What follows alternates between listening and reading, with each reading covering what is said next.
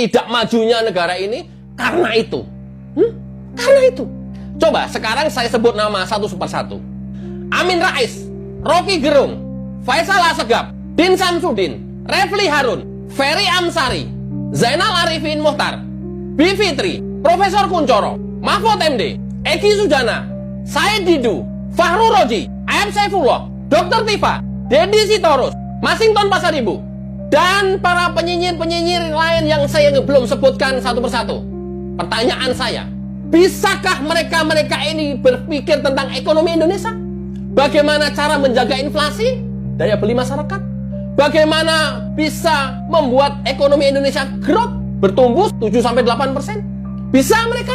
Bagaimana cara menanggulangi COVID yang secara dunia benar-benar terpuruk? Indonesia jauh lebih cepat bisa melaju dan pulih. Mereka ini bisa gitu memikirkan APBN kita minim tapi pembangunan masih bisa jalan. Mereka bisa gitu membuat iklim supaya investor asing bisa masuk ke Indonesia sehingga negara bisa tumbuh. Mereka bisa.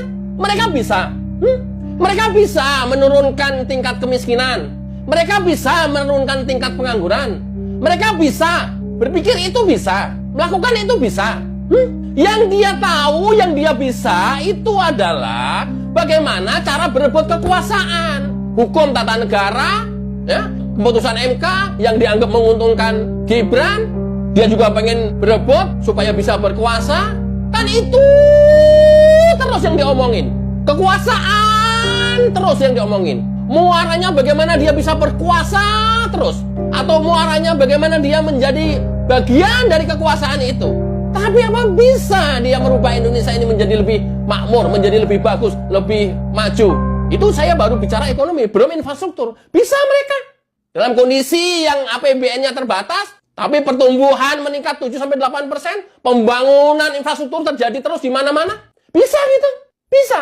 Dia hanya bisa ngomongin masalah undang-undang pilkada. Dia hanya bisa ngomongin masalah keputusan MK. Dia hanya bisa ngomong masalah dinasti. Dan itu terus yang diomongin setiap hari. Nggak ada lain. Yang diomongin apa lagi? Demokrasi. Mengacak undang-undang. Mengacak peraturan-peraturan. Itu aja yang setiap hari dia didiskusikan.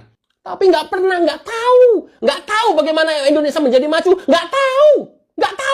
Bagaimana ekonomi bisa stabil, nggak tahu. Bagaimana Indonesia bisa bersaing dengan dunia luar, nggak usah jauh-jauh, dengan Singapura dan Malaysia, nggak tahu. Apalagi melakukan, tahu juga nggak.